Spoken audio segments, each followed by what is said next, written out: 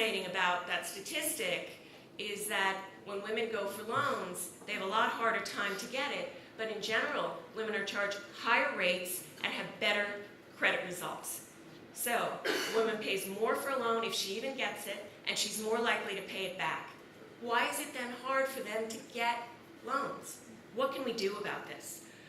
Our research has shown, within Goldman Sachs, that closing the credit gap for women entrepreneurs could increase per capita income in emerging markets by 12% by 2030. That's huge. As we struggle with a world looking for growth, how could we not take the opportunity to have something almost easy, it seems, versus the challenges the world faces today? So in 2014, we, along with IFC, launched the first ever global finance facility dedicated exclusively to women-owned businesses.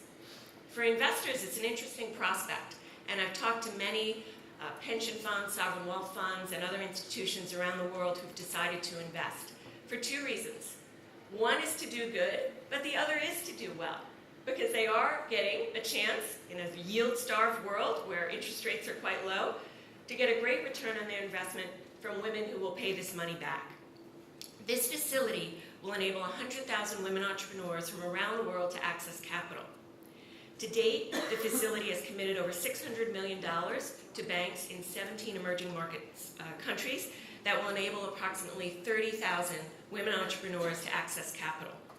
Investments include over $120 million to several banks in the ASEAN region to support small and medium-sized companies run by women. Another key component of our efforts is partnership to make these things happen. As I mentioned, we work with partners from academia, the government, and bilateral and multilateral organizations to achieve our reach. We think bridging this credit gap is the next place we and our partners can have the most success. Because at the end of the day, growth takes investment, and we need to help women entrepreneurs be able to invest to make their businesses bigger and better, and the driver of growth around the world that we know they can be. Our partners have shown how truly impactful a concerted effort can be when the public and the private sectors join with academia to seek a meaningful change. Women are absolutely essential to economic prosperity and to global peace and security based on the priorities they set for themselves, their societies, their businesses, and their families. We know the economic, political, and social empowerment of women is inextricably linked to health and education of families, the vitality of communities, and the vibrancy of economies.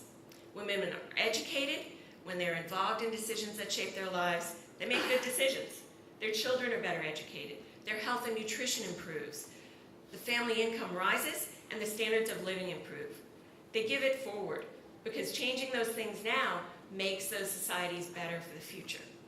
I want to thank all of you for your efforts to continue this march of progress for women and women entrepreneurs, and I want to encourage you to connect with as many women entrepreneurs as you can. It's easy to get bogged down in the numbers. It's easy to say, if we could just change this, we'd have X dollars and Y growth by 2030. But if you meet a few women entrepreneurs now, you can help change it today. Because the encouraging word and the engagement and the networking that we can provide to them, as well as the underpinnings of the programs on which we're all working, is the key to driving this change. So thank you.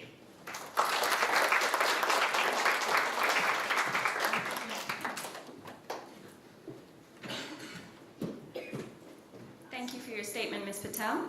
I'm now pleased to invite Ms. Rodora Barbaran, Director of the Human Development Directorate in the ASEAN Sociocultural Community Department of the ASEAN Secretariat, to deliver a statement. Ms. Barbaran, please.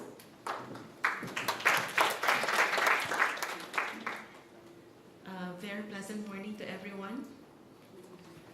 Excellency Ms. Tin Pei-Ling, Deputy Chairperson, GPC Ministry of Social and Family Development, Ms. Claire Chang, Chairperson of Shirin Fozdar Program, Singapore Management University, Ms. Sheila Patel, CEO, International Goldman Sachs Assets Management, Mr. Nagesh Kumar, Director of ESCAP, and distinguished guests, ladies and gentlemen. It is our great pleasure to be invited here in this special occasion. It's especially inspiring to see very familiar faces from ASEAN and empowered women and women in power all gathered here together. to share experiences, insights, and with a purposeful commitment to help one another to bring the women in this region economically empowered.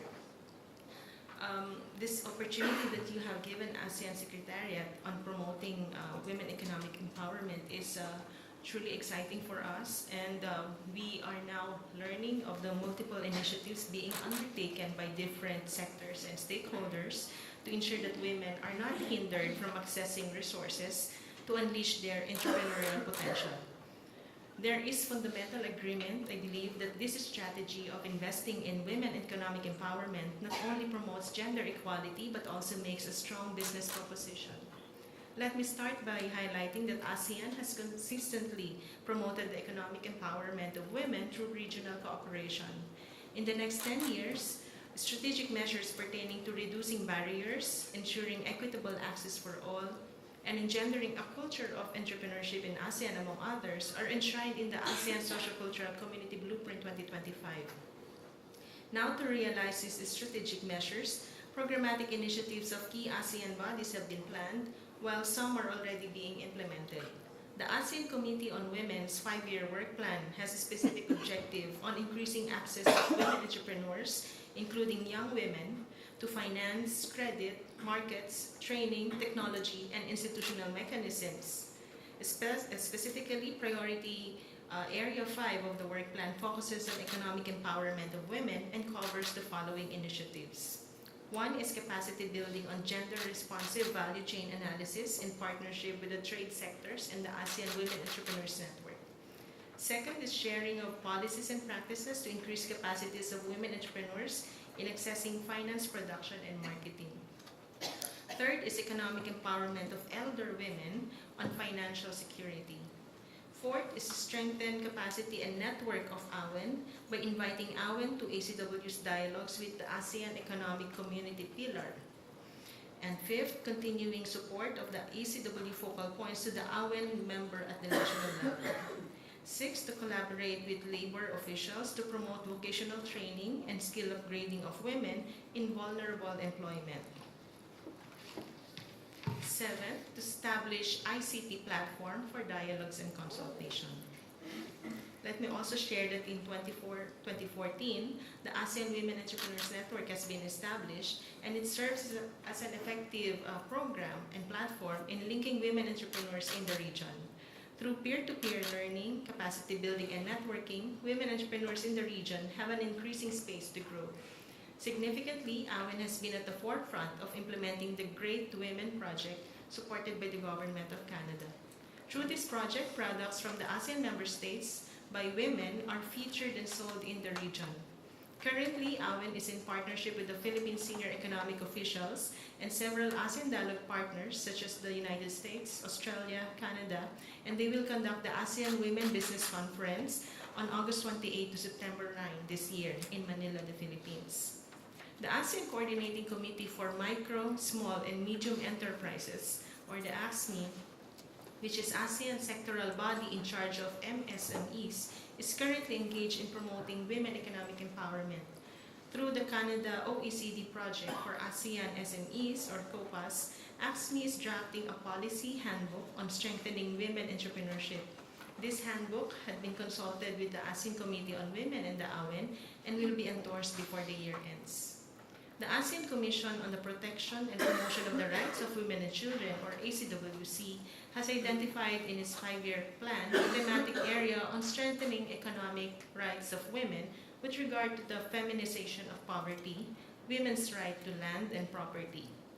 Specific initiatives under this work stream include the compilation of good practices on economic empowerment of women through social enterprise, women economic empowerment and ICT, and strengthening economic rights of women with regard to feminization of poverty, particularly women's right to land and property. On a broader scale, let me also share that the ASEAN Sociocultural Community is developing work programs with various UN agencies over the next 5 years. These work programs contain specific areas of partnerships and details the types of support that these UN agencies will contribute in the different sectors such as women and children, social welfare, labor, youth education, health, environment, the disaster management, among many others. Clearly, we can see from the enumeration that I have mentioned that the nature of the initiatives and various players working together on women economic empowerment in ASEAN is tremendous. There are opportunities to build on these initiatives and ensure focus and coherence to be more impactful in our strategies and partnerships. It is my hope that our forum today would help identify the gaps and sharpen the recommendations that would add value and synergize with all the ongoing and planned activities. With that, thank you very much and good morning again.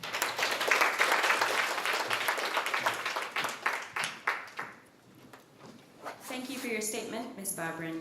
Ladies and gentlemen, please could I ask you to turn your attention to the screens for a short video of inspiring women entrepreneurs from the ASEAN region.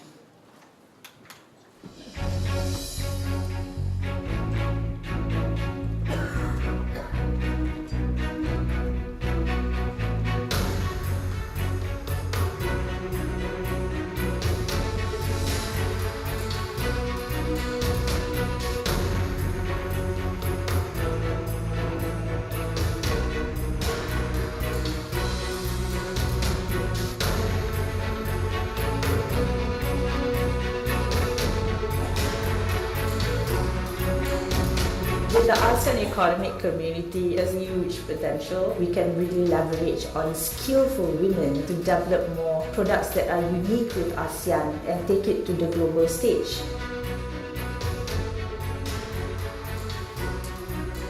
Whenever I would face hardships, I would ask myself, why am I doing this? There are so many people who are actually depending on this business. I have so much belief it's my passion. It's sustainable, it's clean, and is helping to make a better world to our next generation. မျိုးသမီးစုံတူတူလုပ်ငန်းရှင်ဆိုတော့လုပ်ငန်းရှင်လို့ဖြစ်လာတဲ့ကွာကိုယ့်အတိုင်းဝိုင်းနဲ့ကိုယ့်ပတ်ဝန်းကျင်မှာတော့သူကအကျိုးပြုနေတဲ့သူတယောက်ဆိုတာအဲ့လိုလိုထင်ပေါ်လာတာ Women is very endangered. We pay them more wages.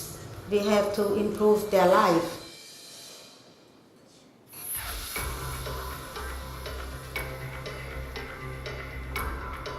There are not a lot of financing companies that can really help you and can really analyze what you need or can really customize products that are beneficial to you. It's really a big struggle for entrepreneurs to have access to machines, technology, and communication. There is not much technology to help us or aid the indigenous tribes or the indigenous women to produce faster. Market also is very important. If market doesn't like your pattern, and then if you cannot sell for 3 years, so there's nothing you can make more.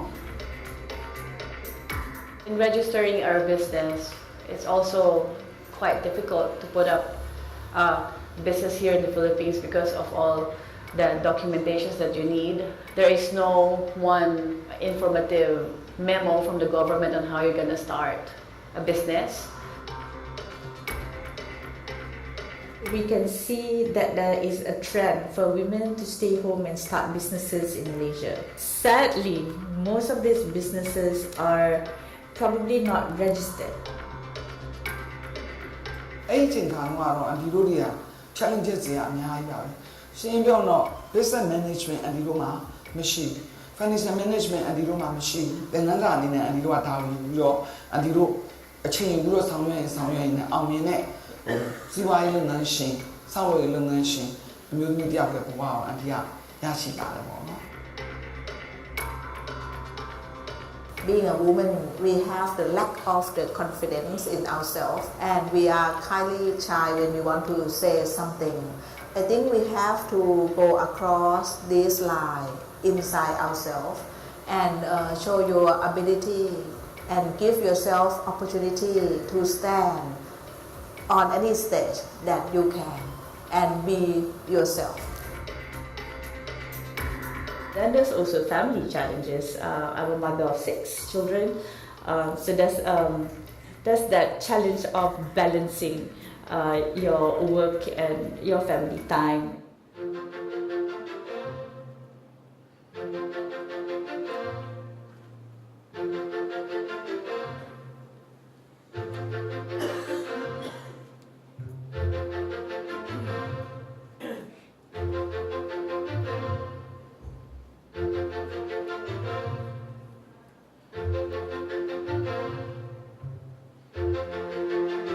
My production line is always open to women who would like to learn the business also. Because of our project, we convince the government from believing solar energy in research and development area now to become a commercial scale area. Imagine if this population of women can contribute to the economy. If we create more jobs and children can go to school and there's food on the table, then it's good. And if we were to look at ASEAN as a whole and women to start generating their own income, helping their own family prosper, that in itself will help to further develop generation that are going to be more educated, independent, and start creating a lot of impact to their own community.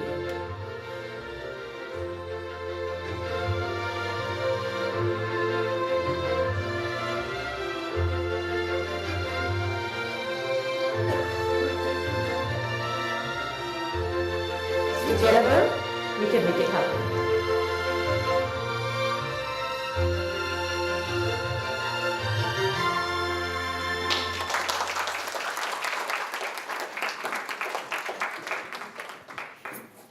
I'm now pleased to invite Dr. Nagesh Kumar, Director of the Social Development Division in ESCAP, to make a presentation.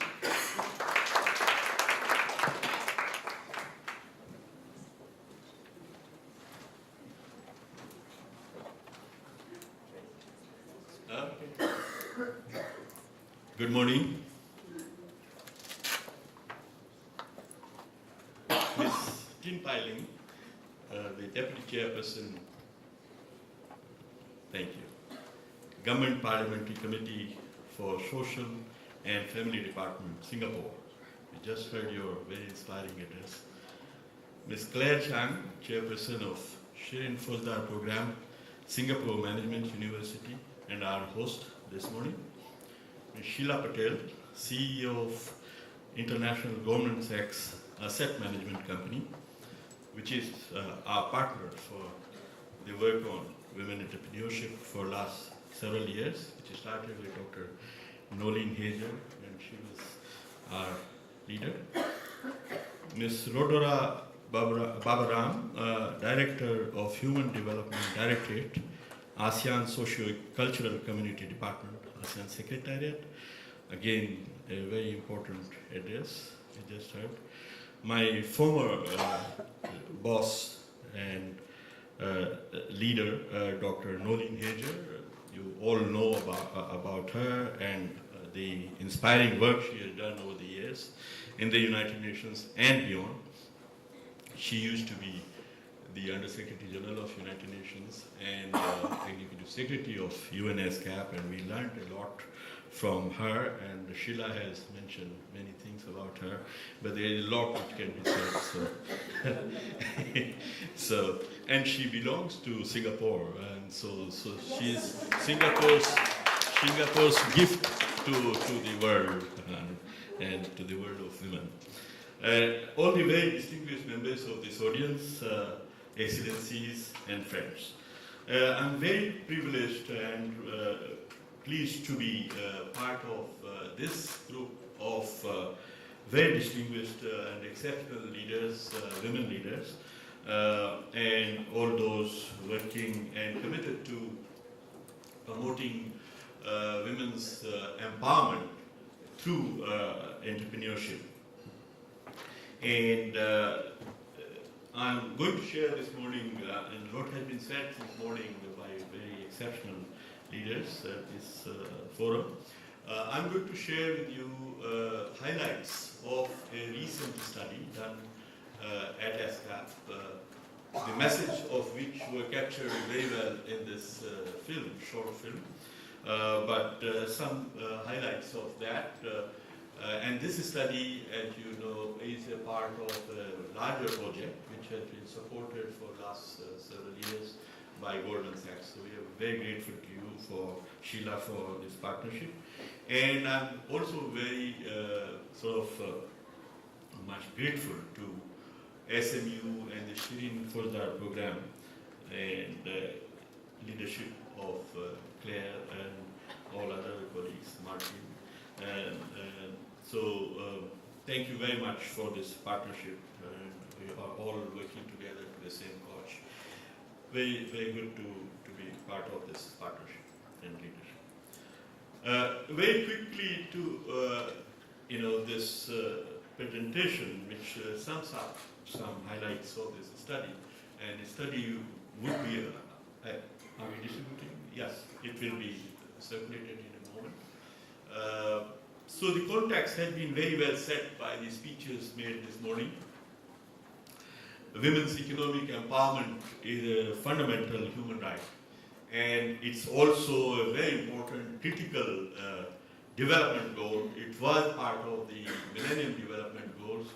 It is part of the 2030 Development Agenda and the Sustainable Development Goals. Goal 5 has a number of targets concerning the women's empowerment and the gender equality, but gender equality and empowerment are also mainstreamed all across the Agenda 2030 agenda.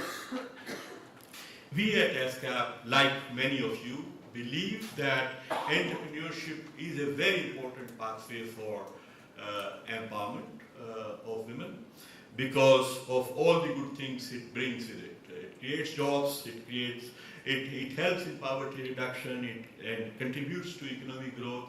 And as it was said by many speakers this morning, how women spend the earnings or money they have at their disposal makes a whole lot of difference to the society. So I think it's a very important pathway, and everything that one can do to promote entrepreneurship of women would be contributing to the society at large and the development agenda that all governments have now agreed to since 2015. Yet, women entrepreneurs face tremendous barriers as they try to operate in the markets, and markets are brutal, as we know, and they have to really face the competition with everyone, including the empowered men. And so this study basically focuses on challenges faced by women entrepreneurs in ASEAN region against the backdrop of ASEAN Economic Community. I'm sorry for a typo of this. ASEAN has become ASEAN.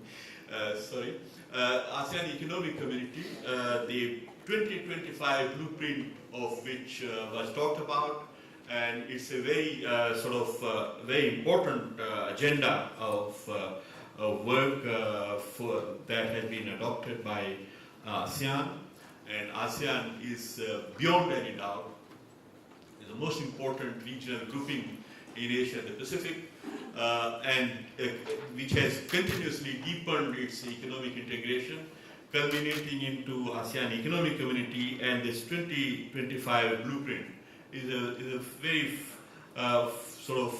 far-sighted blueprint, which will bring many changes, and how that will affect the women entrepreneurs is a very important question. So this is the backdrop of this study.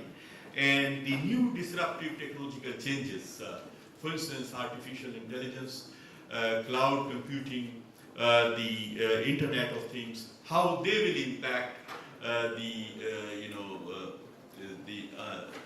women entrepreneurs, because both ASEAN Economic Community and these disruptive innovations are at the same time opportunities and challenges. Some will reap and harvest huge benefits or opportunities that will be created by these two changes.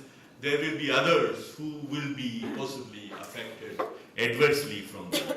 So these are challenges as well as opportunities, and where are we pitched vis-a-vis the women entrepreneurships. So this is the question that the study tries to address.